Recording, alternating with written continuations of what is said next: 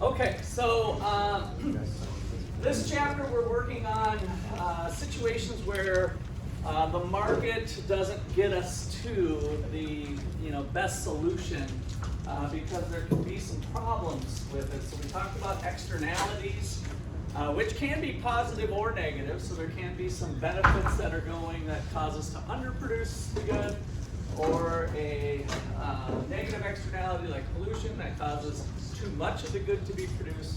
So the focus there was on the production level that's being cranked out versus the efficient level, economic efficiency that we've been talking about.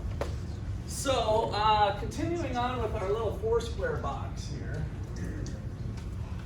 So you guys can continue where you are, except I might need some help here. Did I put excludable here or rival? Rival.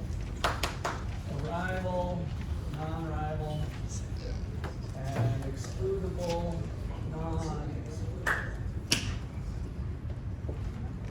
Okay, what do I mean to be rival? If a good was rival or non-rival, if you want to define it that way, I guess we defined it as non-rival in your book. So what does it mean to be, for a good to be non-rival? Tucker, how about a number between 7 and 15?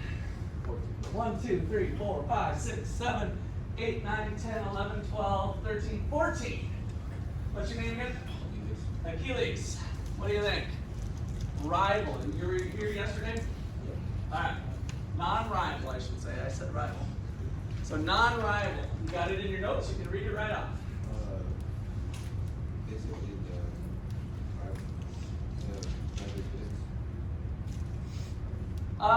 Go back a little bit further. We defined public good because a public good has characteristics of being non-rival and non-excludable, and then we went on to define it. Did you find it?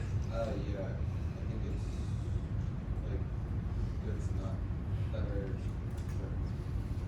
not multiple people can enjoy. Okay, multiple people can enjoy them at the same time, right? So it's possible for multiple people to enjoy the same good at the same time is non-rivalry. All right? And non-excludability. 1, 2, 3, 4, 5, 6, 7, 8, 9, 10, 11, 12, 13, 14. Madison, what do you got? Non-excludability. Non-excludability. Impossible to exclude non-payers. Okay, so it created this free rider problem potentially where you just can't keep people who aren't paying for it from consuming it. So multiple people can consume it at one time, and you can't keep people who don't pay for it from using the good as well.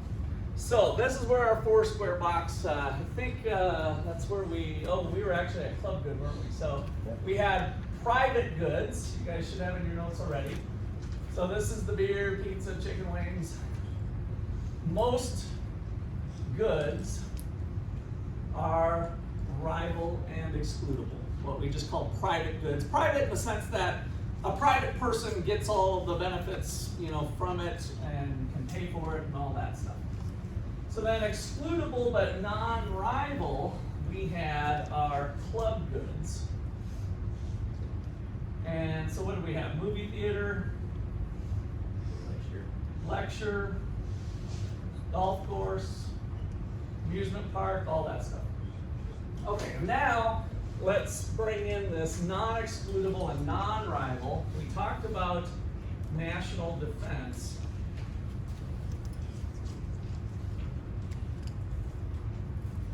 So we're all consuming national defense at the same time. My enjoyment doesn't detract from your enjoyment from it. Now this one's a little bit harder. Can anybody think of any other examples? There's not a lot of them, I'll just tell you. There's not a lot of true public goods in terms of our definition of non-excludable and non-rival. Air. Air is a good one to guess, but if you go to LA, can everybody use as much air simultaneously? What happens when industries and people and cars are using the air all at sometimes? You look up in LA, and are you going to see the sun? Always. What might you see? Where's my California people? Smog, right? And so when I do this, what did I breathe in? Air. What did I breathe out? Carbon dioxide, right? So a volume of air is actually rival. It doesn't seem like it because there's a lot of it most of the time, but when we get into congestion, there is some rivalry to air. And so air being here, excludable, is it easy to exclude rust from using air? No. So this is a lot of natural resources. So ocean fish, air, could be forest, rainforest or something like that. So a lot of natural resources fall into this category. So ocean fish are rival in the sense that if I catch that fish, nobody else can catch that fish, assuming I take the fish and bring it home, right? So the number of fish in the ocean is rival. And that's why we run into problems of species going extinct and overfishing and we can't find the fish anymore, right? It's because it has this rivalry characteristic. Even though it seems like maybe it's in great abundance, there's actually some rivalry going on. Okay, so good try, but she ended up in this category. Somebody else? Yeah. Like sightseeing people? Sightseeing. Yeah, I think you're onto something there. What are you thinking? Tell me a little bit more about what you're imagining. Well, I don't know. Like when people come see the Space Needle, they don't necessarily go in it, but they like look around it. Okay. Yeah, I think you're onto something. I don't know how to characterize that one. Let me tell you one that it is, and let's see if we can work on Madison. That's probably going to be worth an extra credit point, actually, Madison. Sightseeing, I like that. So, fireworks are kind of have a public good nature to them, right? So the fireworks go up in the air, and they're non-rival in the sense that many people can enjoy the fireworks show at once, which I think is kind of getting on where Madison was talking about.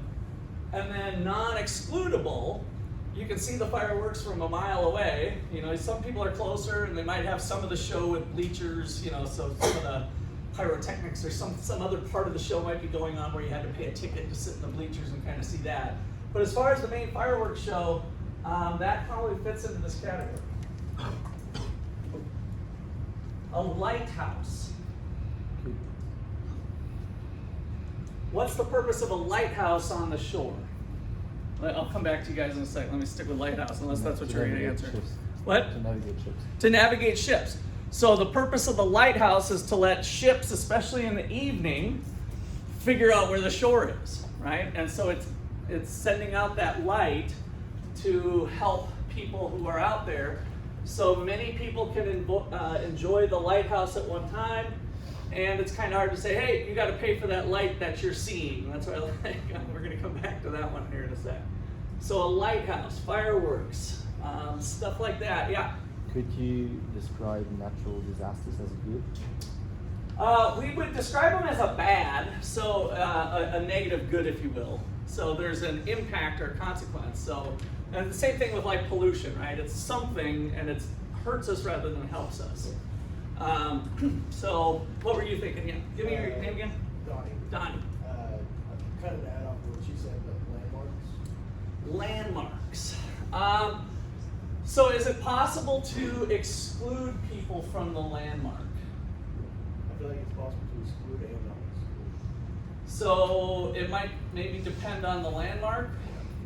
Like I think a lot of landmarks you could probably exclude with a fence or something if it's there, but in some cases it might be either too big or cost prohibitive to exclude people. So that could start to fall. You can see there's kind of a continuum here, right? We start to bleed into different areas. So yeah, that's possible. And so the one thing that we have to hang our hat on is something like, let me just throw one out there, like education. K through 12 education. Is that a public good? So K through 12 education, a most of you in here probably went to public school. Is that a public good? Public school, public good, has a nice little ring to it, right? Kind of a connection. So is it a public good in terms of economics class? So we just have to go back to our rule. Is it excludable? Is education for that age group excludable? Is it possible to exclude people from getting that education? Yeah, private schools do it all the time. We're doing it right now, right? So it already falls into this category, so it's not a public good in the economic sense here for class. It is excludable, and then is it rival or non-rival? Well, it falls into this non-rival, so we're kind of right back into here. So government provided school, remember how yesterday or the day before, I can't remember, when we opened this up, we wanted to make sure that public goods are different than publicly provided goods. Government provided goods are not public goods necessarily, right? Now national defense falls into that category, but fireworks don't. And so we're kind of really hanging our hat on those two criteria. All right, so back to sightseeing. I feel like there has to be a sight to see, if that's fair. But I think in general, sightseeing has this idea of there being a large site. Am I wrong? I'm just thinking out loud here. If you're going sightseeing, it doesn't seem like you're looking at this camera right here. Like, oh, I'm sightseeing right now, right? Isn't sightseeing like seeing the city, seeing the forest, or you're doing more than focusing on a single thing. You're kind of taking in a larger landscape or environment. Again, I'm just thinking out loud. So, what do you think, Jesse? I don't think it's necessarily that, because some of the things you get to see just aren't that big. Like, say the liver, you're seeing it, it's an important thing, but just because it's not like. Well, let's try to hang our hat on just sightseeing. Is it rival? If what I'm looking at, nobody else can look at it at the same time. Is it rival? It's non-rival. And excludable or non-excludable. That's the one that's a little bit hard. I just don't feel like we say the word sightseeing when we go to the big amusement park. I'm gonna go sightseeing. No, you're not. You're gonna go on rides and the water slides and stuff, right? So I'm trying to think of, tell me an example of a sightseeing experience that you have to pay for in order to do the sightseeing. I think there's probably is some, but yeah, Hannah? You might go to national parks if you don't have like certain cards, you have to pay to get in. Okay, yeah, so national parks have that now. Are the gates, is the national park entrance really easy to get around or hard to get around? Think about 100,000 acre national park. Do you think you could sneak in? Yeah, probably. So most of the national parks have entry fees that are pretty low, in hoping that people will just kind of pay it, right? A little bit of your honor system. I mean, if there was something you really needed to see, you could probably get in there. So the true excludability of the national park is a little bit hard. I think the national park probably falls into this category. And when I say national, it really just has to be a very big park. And then therefore we're obeying the rule of non-excludability, that it's hard or cost prohibitive. It's either impossible or cost prohibitive to really exclude people from that, which I think kind of falls into the sightseeing thing still. So that's where I'm trying to figure out sightseeing, if we can put that on there. But, so back to my challenge to you, and thank you, Hannah, I think that was a good one to bring up. Can you think of another example where maybe there's better exclusivity to it? What about it's like a normal park? A normal park, the more normal it gets, the more excludable it is, right? So it's possible to exclude, but we tend not to because it's paid through other means or tax dollars or something. You know, there've been some other arrangements before that. What's your name? Ethan. What are you thinking? Sometimes like monuments Yeah. Yeah, and it's possible that they could maybe, within a big park, they can exclude the monument area a little bit better, right? And that would be kind of with the landmark thing, where there's a big park, but the monument's part of it. So now we're getting even more complicated into a bundling good. So a good that's bundled together with multiple things. You probably got, oh, I like the forest and the trees and the birds and the animals. And then they got this monument that happens to be there that is kind of a famous either natural or man-made monument. What's your name? Nick. Nick. Yeah, I was thinking like the cave places, like the caverns. Can't really like Now I think the cave would probably be even more excludable, right? If there's a few entrances to the cave, it's a little easier to keep people out to get in. So it's excludable. Again, maybe we'll have, and actually most caves that I know of, you do have to pay to get into. The bigger ones that have the fancy stalactites and stalagmites and other stuff, they've somehow privatized it. So I don't know how much of the dead horse we need to beat here. Anybody else with something that they think is really non-excludable or excludable of the sightseeing concept? I like your monument and park and stuff. I think we're touching on some interesting areas. Zoo. What's your name? Cage. Cage, a zoo. The zoo we're able to exclude, right? So that's back to kind of an amusement park concept. So we're still excluding. I don't think we usually say I'm going to go sightseeing. Oh, really? Where are you going? I'm going to the zoo. Right? We don't. So Would like a play be one? a play would be more in the movie theater excludability. So I'm kind of leaning towards agreeing with Madison that I want to put sightseeing in there. A castle. A castle. Normally the things you want to see are inside of the castle, which is Well, a lot of castles are though.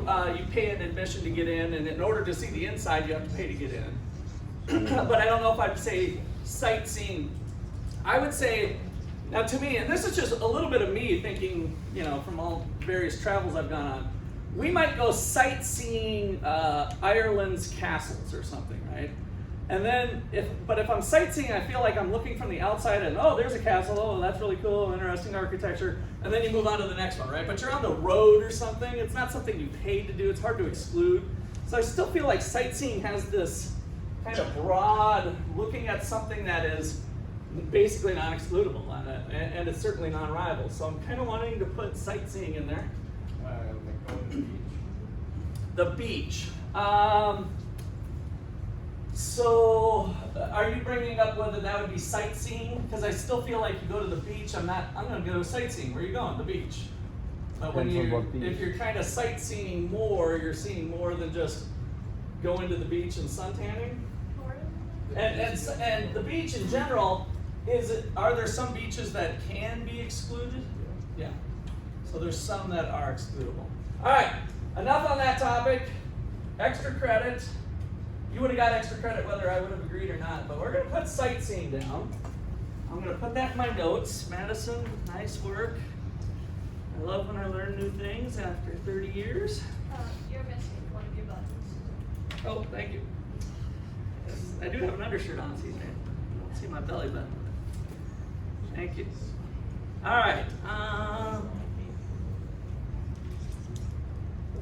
Sightseeing. Very creative. I think that's a creative good. All right, so let me make sure. Madison. Would roads count as non-exclusive? No, so roads would fall under excludable, right? What do we call an excludable road? Jesse asked about a road. Toll road, right? So you can keep people off of it and charge money for it. So the toll road would have some non-rivalry up to a certain point where it gets really congested. But so there would be a rivalry at a point, but for the most part, a road is non-rival and excludable. So the toll road would usually fall over here. Now, roads are usually free, and that's the way Americans think they should be, but they're not a public good in this sense of having both characteristics. Okay, I'm going to table this. I'll talk to you after class if you got another one. But this is plenty of juice here, plenty of fuel to our, for what we were trying to do to kind of hammer out issues. So where I want to go with this then is which one is provided by the market easy? What characteristics, so here's your question. What characteristic is most important for a market to provide the good? So look at this whole list of things here. What characteristic is the most important thing that we need for markets to perform well?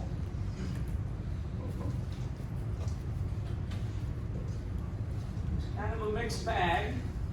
Excludability or rivalry or non-rivalry? So rivalry, non-rivalry, or excludability, non-excludability is what I'm thinking about with the characteristic. Which one's most important for markets to function? Daniel? Rivalry. Rivalry. So here, so markets function good in allocating air and forests and ocean fish? No, Donnie? Excludability. So excludability, now we've got beer, pizza, and chicken wings we're all familiar with, but even some non-rivalry, movie theaters, lectures at the university, golf courses, amusement parks, markets need to be able to exclude non-payers from it. Otherwise, people don't pay, and then why doesn't the market produce it? Why don't the market producers produce it if nobody pays? Because they got to make a profit, right? There's no gain to them in providing it. So what characteristics is most important for a good? That is excludability. Ability. Need to collect money to have profit incentive.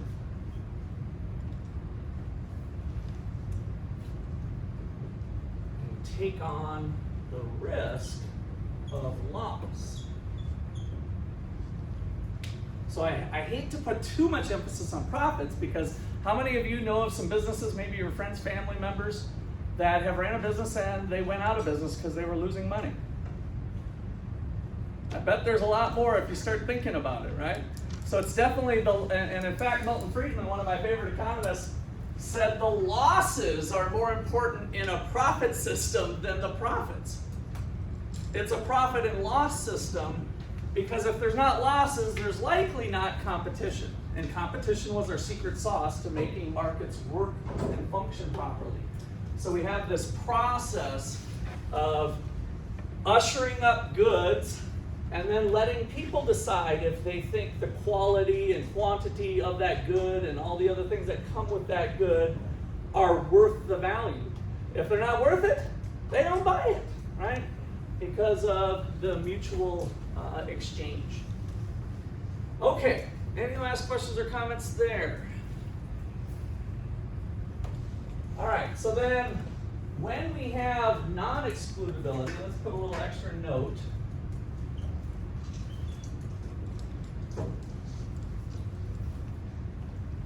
When goods are non-excludable,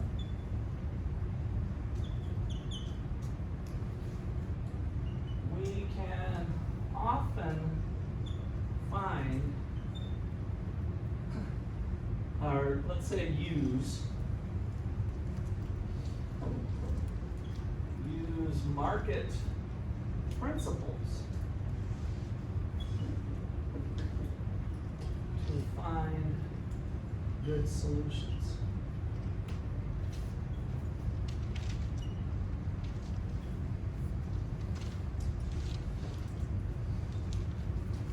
So one of the examples we did yesterday was the carbon trading, the individual transferable permits, so the ITQ permits, bought and sold to tackle pollution. So we were using, some people demand pollution, some people supply solution. It's a mixing of some government policy and market principles to help find a good solution. Another place where we've used this is with ocean fish. So example number 2 is ocean fish.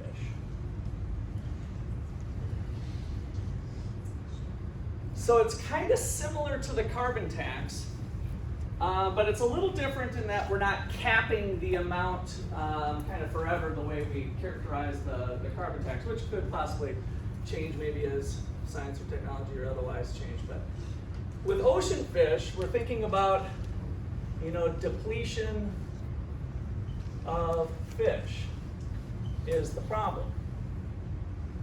And so here's my little picture of my favorite ocean fish here. Some are big, some are small. All right, there they are, swimming around in the ocean in our bucket, right? So we have a stock of fish at any given point in time, and we can rely on some marine biologists and other researchers to estimate the population of any fish species. And so how do new fish get into the population? How do new fish get into the population next year? It's not a tough question. I'm not trying to trick you. Let's have somebody over here. Seth, you look like you're kind of thinking about it. How do we get new fish each year? Add them in. Okay, so we could have some kind of artificial fisheries or something and add them in, but what's the way they naturally happen? Fish production. Fish have babies. Yeah, I was trying not to be too much. So we have the birth rate of new fish, right? So we have kind of the birth of new fish, the birth rate of new fish, and then we have a hole in our bucket of the harvest. So fishers going out and getting fish. And so the question that is out there is researchers fully agree that there is some level of fish that we don't need to ban fishing, but what is kind of the sustainable catch, right? So what is the sustainable catch? The problem is with the incentives is that every fisher goes out there and they don't care as much about the stock as opposed to just maximizing profits on their day out on the water, right? And so each one is not taking into account the total stock of fish, but rather just maximizing profit for their business. And so how can we maybe use some market principles to do that? And the way that we go about it is through the similar thing we did with the pollution, and that is to issue permits. So we issue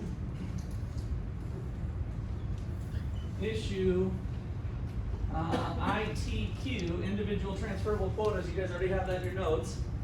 ITQ permits for a percentage of catch. So each fisherman is going to get a percentage of catch permit. What percent is it? Well, the total catch, the harvest, is determined by biologists.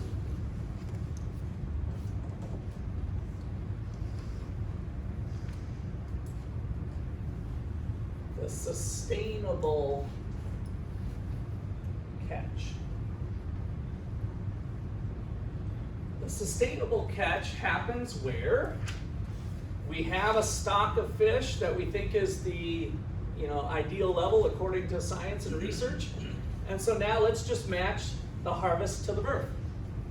And so the sustainable catch, if this equals this, what happens to the bucket level? Stays the same, right? So the sustainable catch is finding where birth rate equals harvest.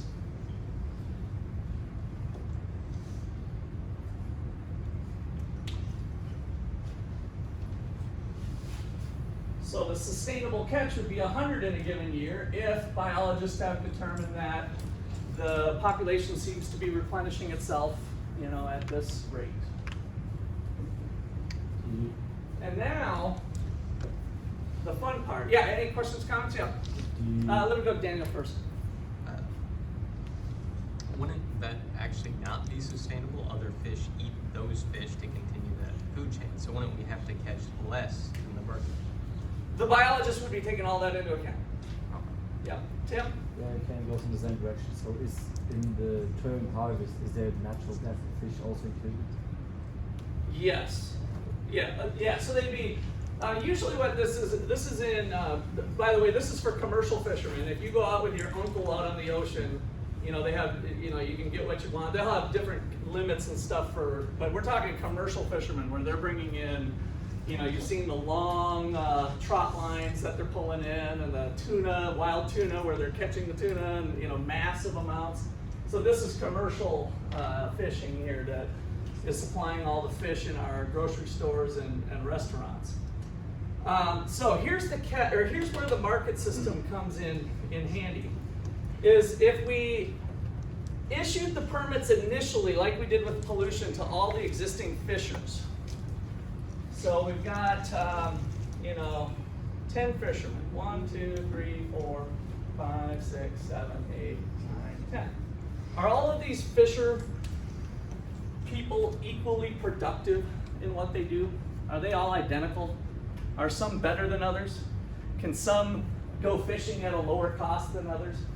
Yes. So if we just allowed, if the government kind of came in and said, we have a quota, the most you can do is 5 fish per person, which is, by the way, they do with regular fishers, right? That's how we handle fish populations is the most you can catch is 5 per day or 10 per day or whatever.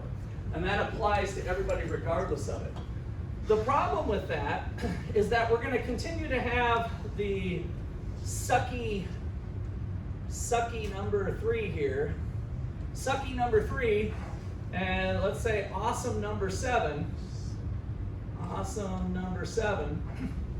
They would get kind of equal treatment. And so we'd have a bad person going out fishing. In terms of society's resources, I want Michael Jordan out fishing, right? Not, I can't think of a bad baseball player right, or bad basketball player right now. No offense, who's my OU? I got OU basketball players in here? Usually I'm okay like comparing an OU basketball player to Michael Jordan. It's usually a given that there's skill difference and productivity difference there, right? So we got the sucky versus the awesome. Well, originally, you know, whatever percentage of catch they were catching. And so let's say this guy was 2%, this was 3%.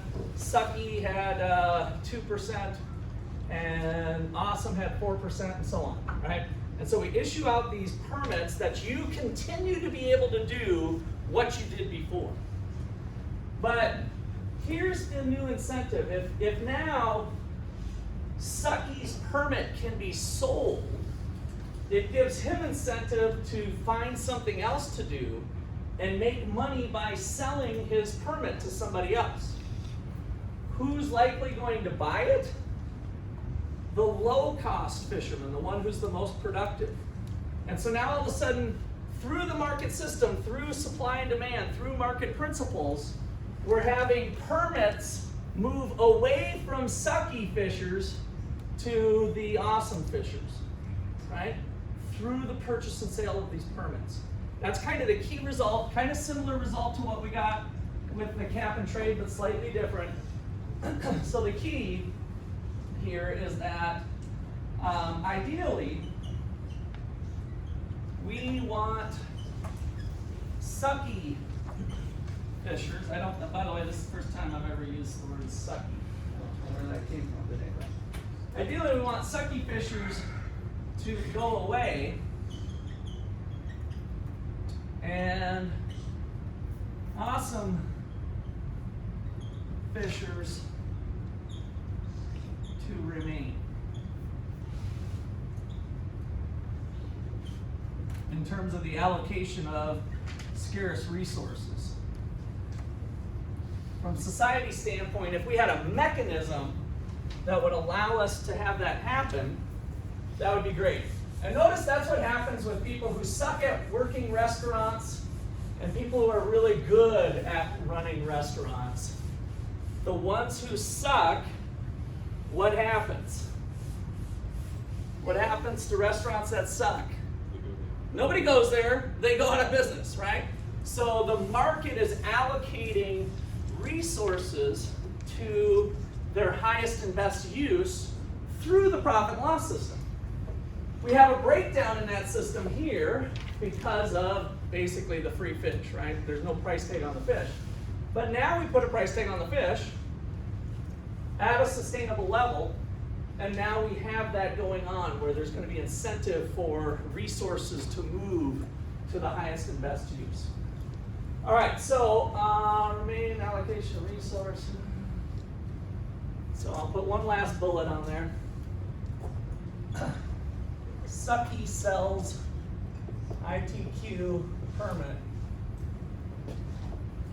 to awesome because it is the profitable thing to do.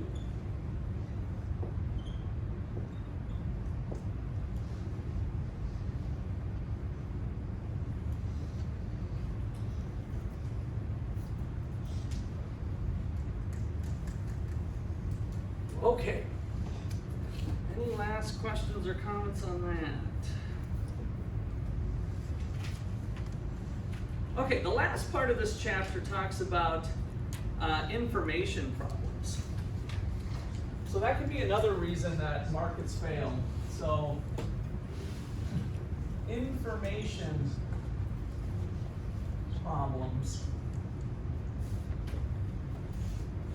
can cause markets to not get the efficient quantity.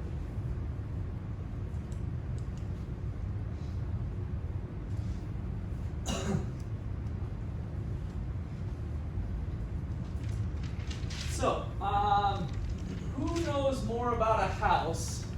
The homeowner who's been there for 10 years or the new home buyer that just started looking for houses in the last 3 months? Who knows more about that particular house? Homeowner or home buyer? Homeowner, right? So one little example here would be a homeowner seller knows more about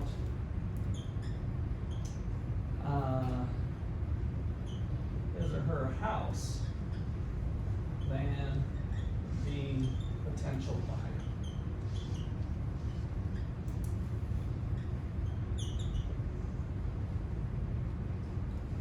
So, as you might guess, the seller might have incentives to not disclose everything that's wrong with it, right?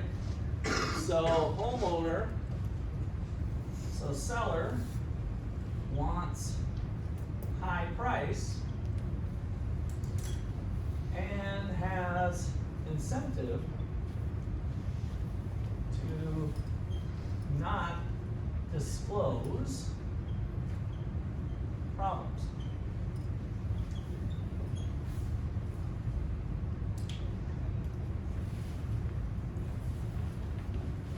So if there's an unknown problem, water in the basement, that's going to be a $20,000 repair, the buyer didn't know about it, paid $150,000, is that price too high or too low relative to the water in the basement house?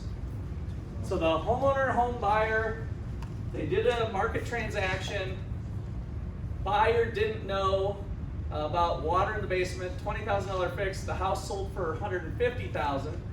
Did the house sell for too high a price or too low? Too high, right? So the 150,000, so there was an inefficiency created by the knowledge problem here of the seller having more knowledge. Now, if you're a savvy buyer, would you, knowing that the seller may hide information, would you be tempted to not offer as high a price as you would if you knew about it? Would you be tempted to say, I know how this goes, 140 or 130, right? You tend to want to offer something less because of the uncertainty, not knowing about it. Just the uncertainty alone would cause you to offer a lower price. And so that's what can cause the market to fail too, is that they both kind of know this situation. And so ideally what we want is for both people to have equal information, and therefore the price would reflect any deficiencies. If there's a $150,000 house, but a $20,000 immediate problem, then the house should sell for $130,000, and both parties would be happy, right? We'd have an efficient transaction without that knowledge problem. All right, so that's one little example of the knowledge problem. Other places where businesses have tried to overcome the knowledge problem is through stuff like franchises. So how does a franchise, let's say restaurant,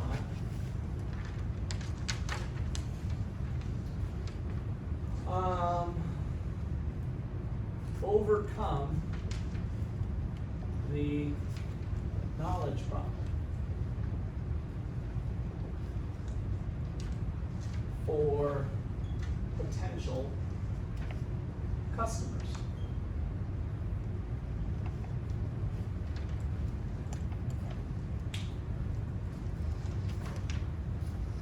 How does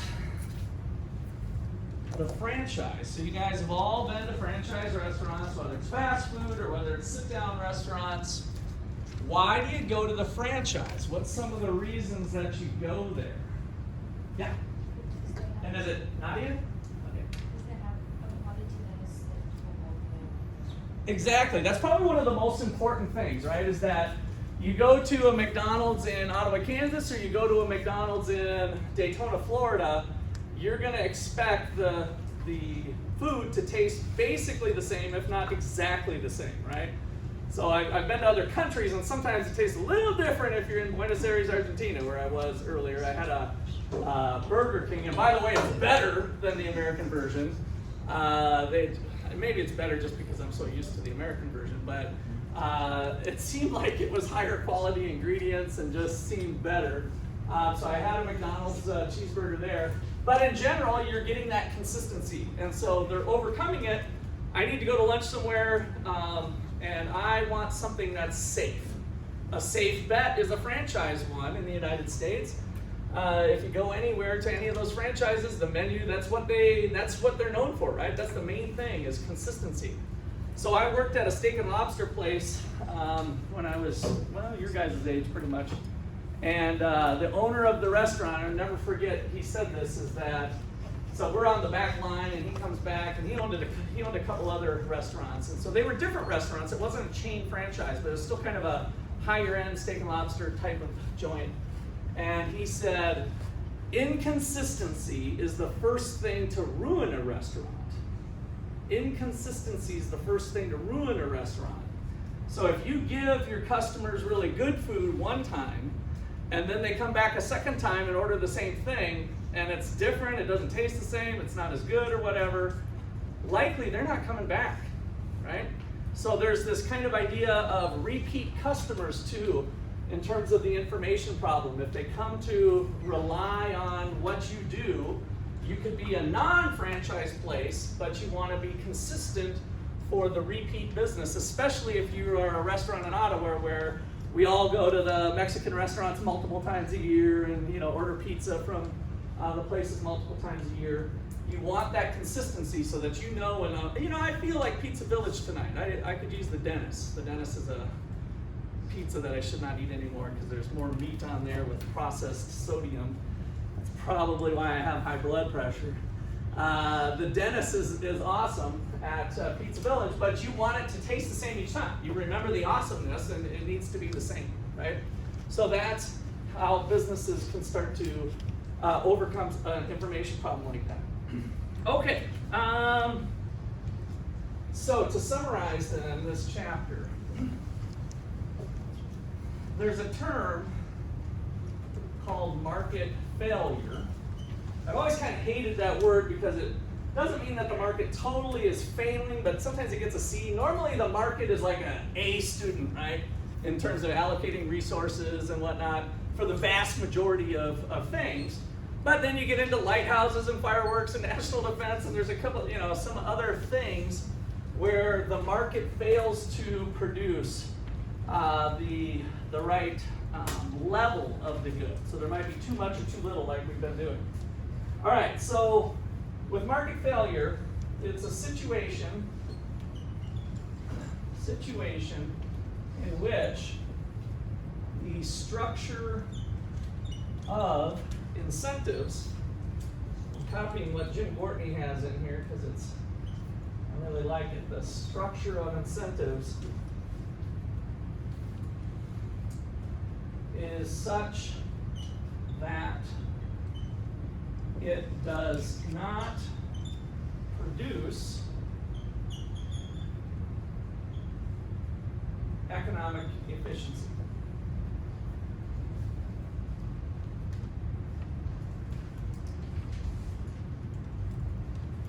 Is this chapter 5 or chapter 6? This is 5. Yeah, this is still 5. And then we also touched on this, that it's pretty difficult for the government to find out a better solution in some cases. And so it's possible for government failure. And government failure is, and this is why I like the definition up there, because it fits nicely here, a situation in which the structure of incentives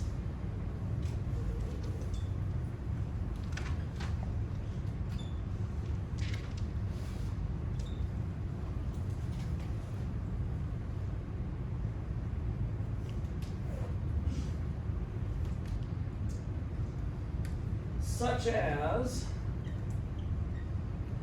the democratic process, which we'll touch on a little bit more as we get into chapter 6, and political decision making.